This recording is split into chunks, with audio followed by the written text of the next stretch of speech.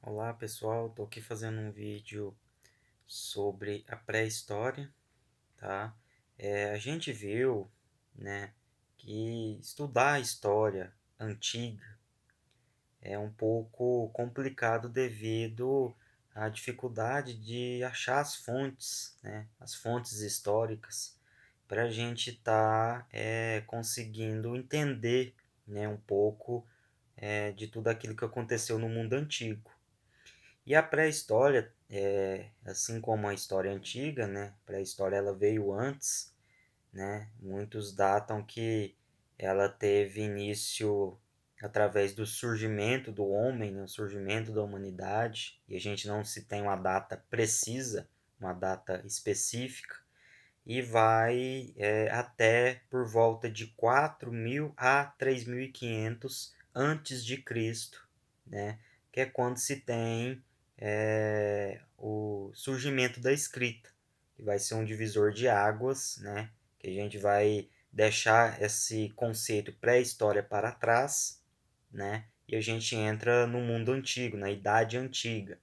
Inclusive, quando a gente se propõe a estudar a história, a gente acaba seguindo uma divisão eurocêntrica, né? Por que eurocêntrica? Porque foi uma divisão feita por historiadores europeus, né? Que eles vão datar, obviamente, grandes acontecimentos voltados, obviamente, para a humanidade ou para a sociedade europeia, e através desses grandes acontecimentos, eles vão dividir a história em idades, né? Então a gente tem, além da pré-história, que foi o início de tudo, a gente tem a Idade Antiga, a Idade Média, a Idade Moderna e a Idade Contemporânea, que é a que a gente vem vivenciando hoje, tá? Aí, como eu havia dito, estudar a história antiga ou a Idade Antiga, né? Assim como a pré-história é muito difícil devido à dificuldade de se estar encontrando determinadas fontes. Então, a pré-história, a gente tem várias teorias, né, discutidas e muito discutidas hoje no mundo atual sobre o surgimento do nosso planeta, surgimento da humanidade. Né? A gente tem, por exemplo, a teoria dos dinossauros, né, que há 60 bilhões de anos atrás existia dinossauro, e através do meteoro que se chocou com a Terra, bilhares de animais foram carbonizados, né, morreram, assim como os dinossauros que acabou tendo a extinção deles. Tem a teoria do Big Bang, né, aquela explosão cósmica, né, que deu origem ao universo, à Terra e assim por diante. Então, assim, tem várias teorias, mas as que é mais debatida quando a gente se propõe a estudar a história e a falar do surgimento da humanidade, né, como tudo surgiu, né, aonde foi o primeiro passo, a gente trabalha com duas teorias: a teoria do criacionismo e a teoria do evolucionismo. A teoria do criacionismo, o próprio nome já fala, né, que a humanidade partiu através de uma criação, né, que Deus, né, isso até inclusive está na Bíblia, né, que Deus criou a Terra, que Deus criou a humanidade, né? Inclusive, alguns teólogos, né, que se propôs a estudar um pouco sobre essa teoria, eles até conseguiram até um dia, né, uma data específica para falar que foi a criação da Terra, né, que foi no dia 23 de outubro de 4004 a.C., e no dia 28 de outubro, né, de 4004 a.C., houve a criação de Adão e Eva, os dois primeiros seres humanos do planeta Terra. Aí, a partir da criação de Adão e Eva, aí sim, né, a humanidade ela começou a se desenvolver, né, e assim por diante até chegar nos dias atuais. Essa teoria do criacionismo ela foi uma teoria defendida até o século XVII. A partir do século XVII, a gente começa a ter algumas transformações na sociedade, né, e obviamente nos nossos conteúdos futuros, né, conteúdo do ano que vem, quando se propõe a trabalhar a grade curricular do segundo, a gente vai notar que o a questão religiosa, a partir do século XVII, XVIII, ela começa a perder força. E essa teoria do criacionismo também perde força, é onde vem o conceito da razão, né, onde a ciência ela começa a querer ganhar força e alguns cientistas vão vir com a teoria nova, que vai ser a teoria do evolucionismo, onde eles vão dizer que seres humanos surgiram ou partiram de uma evolução. É onde a gente vai ter o Charles Lyell e o Charles Darwin, né, que vão debater muito essa teoria do evolucionismo, né? O Charles Lyell ele vai trabalhar mais voltado para a parte geográfica, né? Tentar entender os fósseis, né? Começa a se encontrar fósseis e eles vão notar que quanto mais fundo se fosse no solo e encontrasse determinados fósseis, isso significava que esse fóssil ele podia ser de milhares de anos atrás, né? E o Charles Darwin, talvez é o mais conhecido, né? Ele vai criar aquele conceito da evolução ou a seleção natural das espécies, onde ele vai dizer que a espécie mais adaptada ao ambiente ela era que sobrevivia a determinadas ocasiões, e aquelas que não estavam adaptadas ao clima, ao lugar, eram aquelas que aos poucos iam se desaparecendo, né? E, obviamente, ao longo dos anos sempre ia tendo esse conceito da evolução, né? Os seres evoluíam. Então é onde esse conceito do evolucionismo começa a ganhar força, né? E a ciência ela começa a trabalhar mais a fundo à medida que vão encontrando fósseis, construções antigas, objetos, artefatos, as pinturas rupestres, né? Pinturas em cavernas. Então, isso tudo começou, obviamente, a demonstrar que o surgimento da humanidade talvez poderia ser explicado de um jeito racional. E até hoje a gente tem ainda a discussão a respeito dessas duas teorias, criacionismo e evolucionismo, né? E à medida que a gente foi entrando nesse conceito do evolucionismo, a gente vai notar que, de fato, surgiu também a teoria de dizer que o homem, né, nós seres humanos, a gente evoluiu de uma espécie primata, uma espécie distinta de macaco, né? Então, eles começaram a encontrar fósseis antigos em vários continentes, países, né, e começaram a fazer vários estudos, e eles vão notar que teve alguns primatas que se assemelharam muito com o nosso crânio, nos nossos ossos, né? Então é onde começou a tentar, de um jeito mais racional, explicar o surgimento e evolução dos seres humanos. E eles acabaram definindo que a gente é do gênero do Homo, né? A gente teve Homo habilis, Homo erectus, mas a gente é o Homo sapiens sapiens, né? Aquela última espécie distinta de primata, obviamente que evoluiu, né, até chegar na gente, e a gente acabou sobrevivendo porque, de acordo com os estudos, eles vão dizer que a gente teve a habilidade de começar a produzir o próprio alimento, produzir a própria ferramenta, a questão também da agricultura. Então, aos poucos, isso vai fazendo com que o Homo sapiens sapiens conseguisse ganhar ênfase, né, nesse processo todo e sobreviver em relação aos outros antecessores ao Homo sapiens sapiens, no caso, antecessores a nós, seres humanos. Então é onde esse conceito também ganhou muita força, né?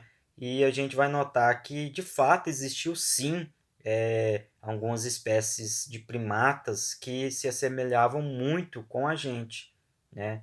Então, à medida que foram sendo encontradas novos estudos, né, novas teorias, novas ideias a respeito do surgimento da humanidade, da pré-história, foram, como se diz, sendo construídas ao longo desses anos, tá? Então, assim, como eu falei no início do vídeo, trabalhar a história antiga, trabalhar a pré-história é muito difícil porque não se tem tantas fontes e a gente nota que a cada tempo a gente encontra um fóssil novo, a gente encontra uma construção antiga, um objeto, um artefato, e isso acaba modificando um pouco aquele conceito que a gente tinha construído de determinada teoria ou assunto correlacionado com a pré-história.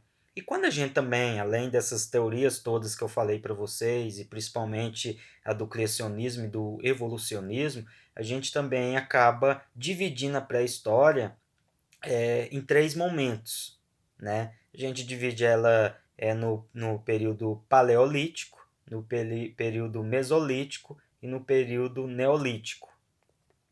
O período paleolítico ele é um período a qual os primeiros seres humanos viviam no formato de nômades, né? Eles não tinham residência fixa, eles viviam determinada época numa região, podia ser um mês, 2, 3 meses, um ano.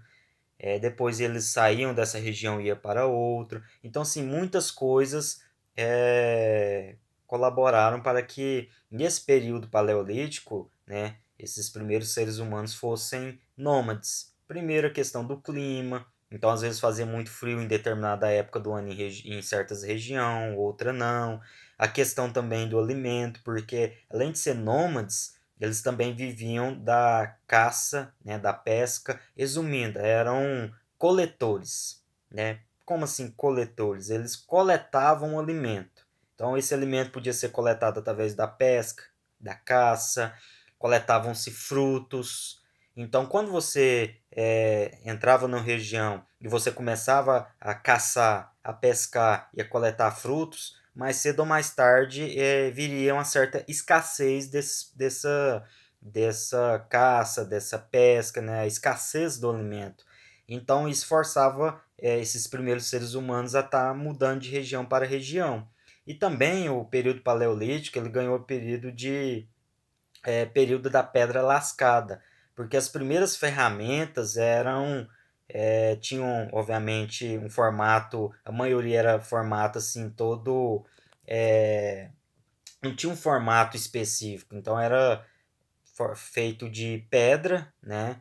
E falava-se pedra lascada porque se a gente for comparar com as ferramentas atuais, a gente vai ver que eram parecidas, mas não tinham o formato certo. Então a gente pegava, por exemplo, o machado antigo, o machadinho antigo, a gente vai olhar que ele não tinha, obviamente, um jeito para ser machado. Então por isso que falava pedra lascada, porque eles não tinham habilidade de desenvolver ferramentas adequadas, mas foram as primeiras ferramentas. Nesse período também, final do Paleolítico, mais ou menos no Mesolítico, a gente vai ter também muito a questão desses primeiros seres humanos pintar cavernas, as famosas pinturas rupestres, né, dentro de caverna. E a gente vai notar que eles relatavam nessas pinturas o seu cotidiano, tudo aquilo que eles viviam, eles relatavam aí. Outra coisa também que foi uma grande descoberta nesse período foi o fogo, né? Então, descobrir o fogo, dominar o fogo, isso foi um feito muito grande, porque eles vão notar que através do fogo eles conseguiam se esquentar, né? Se aquecer do frio, eles conseguiam fazer com que certos alimentos ficassem mais gostosos, né? Porque antes do fogo eles comiam os peixes e aquilo que eles caçavam cru. Então, à medida que eles utilizavam o fogo, eles acabaram percebendo que ao esquentar a carne, assar ou fritar o peixe, dava um gosto diferente. Então, isso tudo vai proporcionar aos poucos uma certa evolução, uma certa modificação no jeito de viver.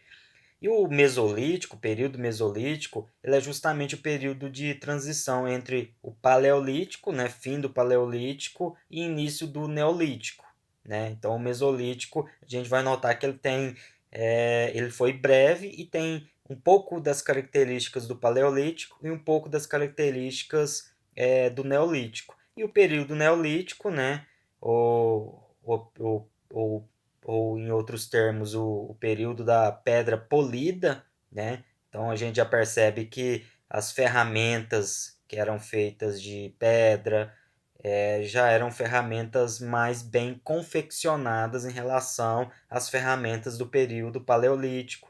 A gente vai notar que nesse período neolítico existia todas as características do Paleolítico, né? Eram coletores. Só que eles vão começar a desenvolver a questão de plantar semente, a questão de cuidar de animais, né? É onde a gente vai ter o desenvolvimento da agricultura, da domesticação de animais, e à medida que eles vão desenvolvendo esses hábitos, a gente vai notar que eles começaram a fixar residência. Em vez de continuar nômades, né, mudando de região para região, eles vão chegar numa região e vão fixar residência e vão ficar ali, porque eles mesmos começaram nesse período do Neolítico a produzir aquilo que eles necessitavam para o seu sustento, que seja a questão de domesticar animais, a questão do plantio, né, da agricultura. Começaram, obviamente, a ter a inteligência de pegar rios, né?